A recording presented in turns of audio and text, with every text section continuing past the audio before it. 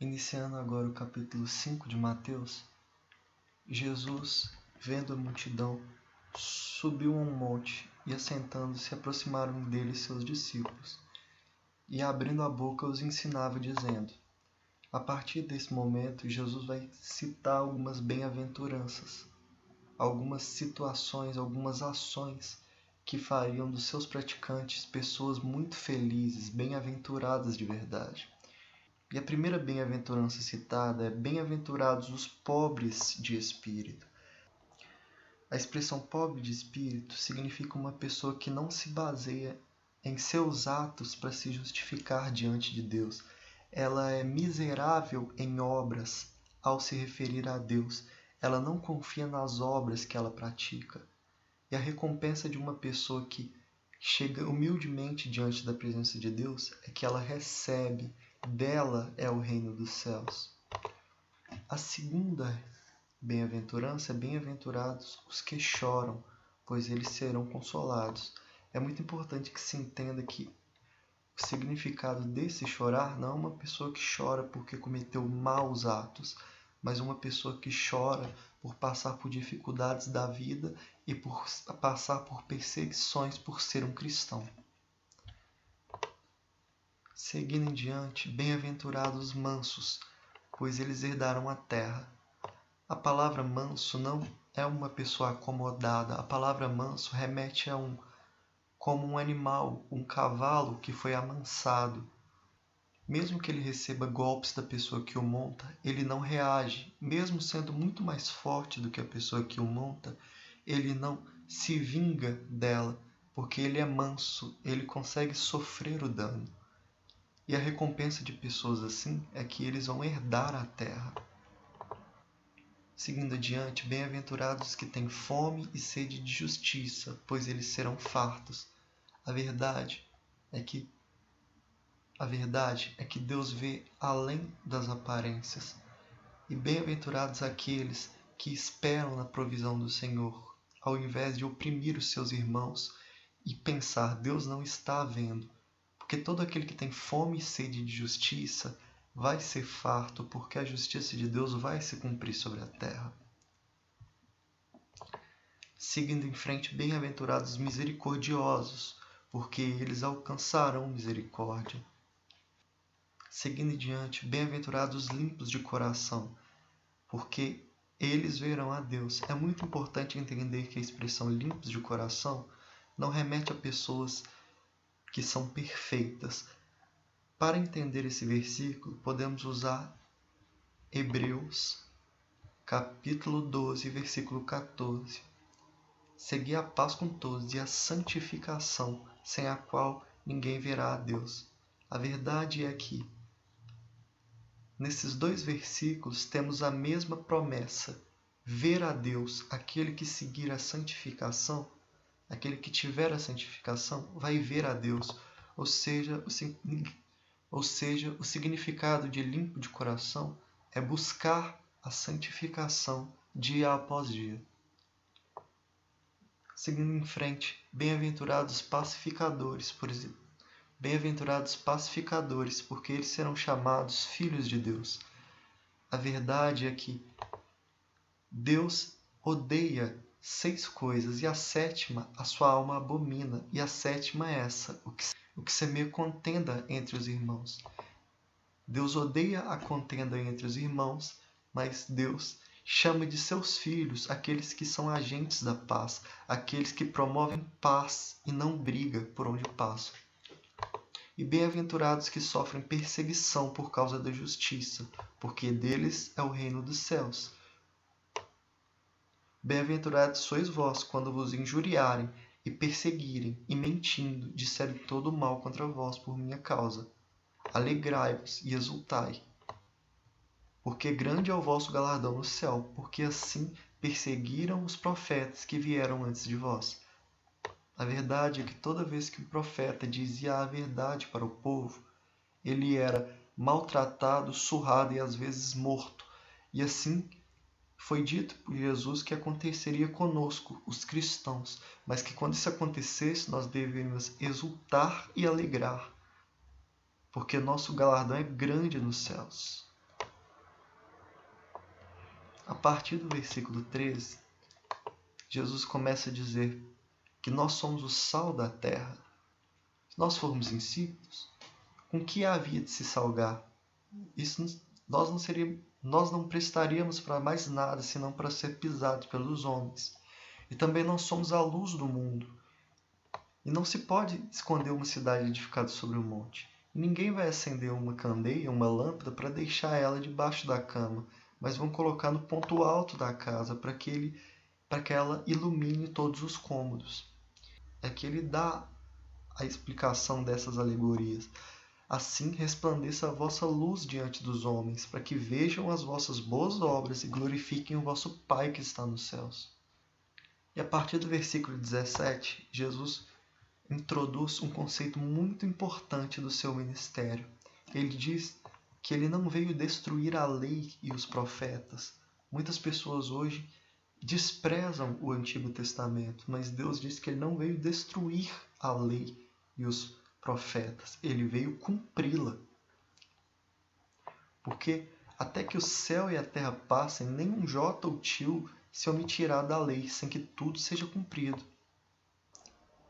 Na versão NVI, todo aquele que desobedecer um desses mandamentos, ainda que os menores, ensinar a outros, será chamado menor do reino dos céus. E aquele que praticar e ensinar será chamado grande no reino dos céus.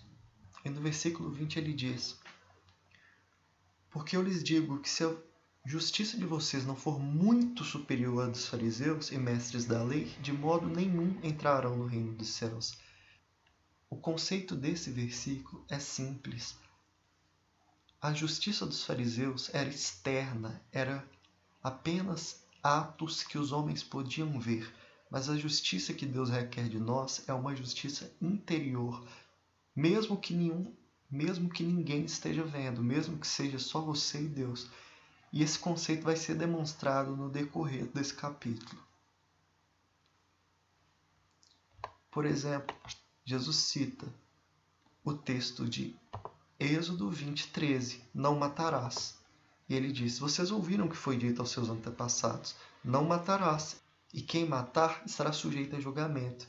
Mas eu digo a vocês que qualquer um que se irar contra o seu irmão estará sujeito a julgamento. Ou seja, não é mais apenas um ato externo, mas é uma intenção interna. Uma justiça maior que não consiste apenas em atos, mas também em intenções.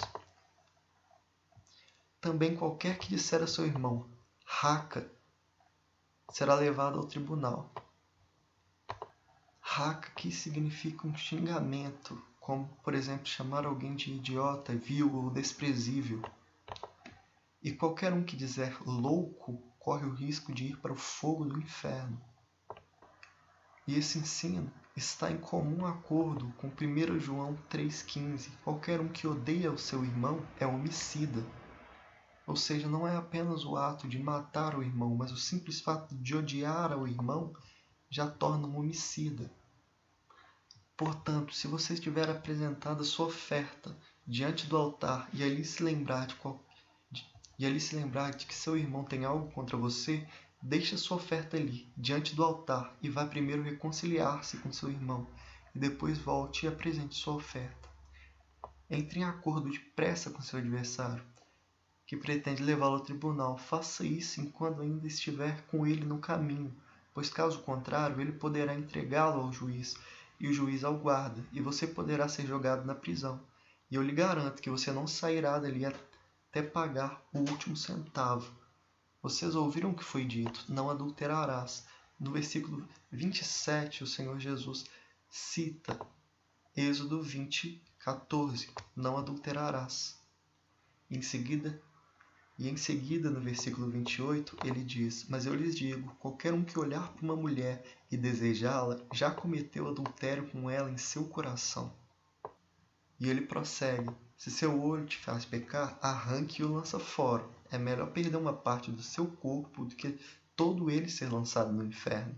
E ele segue o mesmo conceito com a mão direita, que é melhor arrancar a sua mão direita do que ser jogado com ela e todo o seu corpo no inferno. Com certeza, esses são textos figurados, e não literais. Jesus não gostaria que você arrancasse seus olhos ou suas mãos, mas que você tirasse da sua vida tudo aquilo que te leva a pecar. No versículo 31,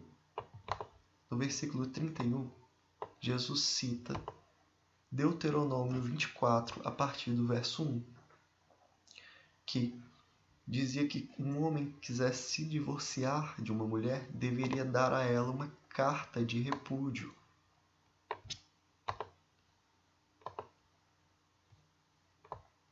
Mas ele prossegue. Eu lhe digo que todo aquele que se divorciar da sua mulher, exceto por imoralidade sexual, faz que ela se torne adúltera, e quem casar-se com a mulher divorciada estará cometendo adultério. No versículo 33, vocês também ouviram o que foi dito aos seus antepassados. Não jure falsamente, mas cumpra os juramentos que fez diante do Senhor. Jesus aqui está citando Levítico 19, verso 12. Não jures falso pelo meu nome, pois profanarás o nome do teu Deus. Eu sou o Senhor. Continua dizendo, não jures de forma alguma, nem pelo céu, porque é o trono de Deus, nem pela terra, porque é o estrado de seus pés, nem por Jerusalém, porque é a cidade do grande rei. E não jure pela sua cabeça, pois você não pode tornar branco ou preto nem um fio de cabelo. Seja o vosso falar sim, sim, ou não, não. O que passar disso, fim do maligno. Jesus ordena que nós não cumpramos apenas a palavra, que nós façamos um juramento, mas tudo que sair da nossa boca como sim, seja cumprido como sim. Tudo que sair como não, seja cumprido como não, porque a mentira vem do maligno.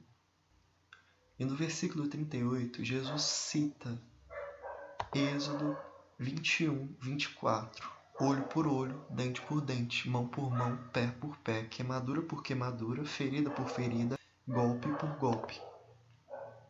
Ele diz, vocês ouviram o que foi dito, olho por olho e dente por dente.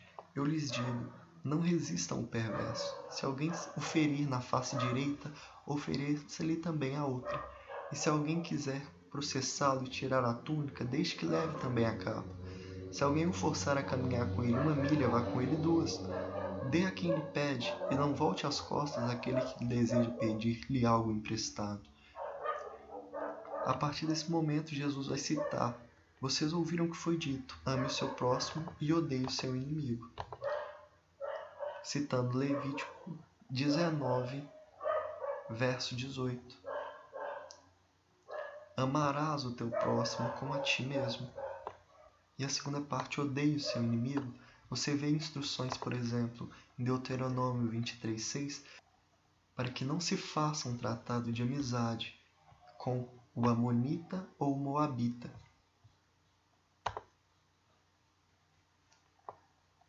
Mas Jesus conclui no versículo 44, mas eu lhes digo, amem os seus inimigos e orem por aqueles que os perseguem, para que vocês venham a ser filhos de seu Pai que está nos céus, porque ele faz raiar o seu sol sobre maus e bons, e derrama chuva sobre justos e injustos.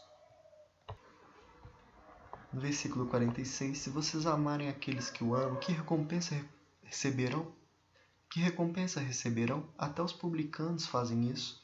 E se vocês saudarem apenas aos seus irmãos, o que estarão fazendo demais? Até os pagãos fazem isso. Portanto, sejam perfeitos, como perfeito é o Pai Celestial de vocês.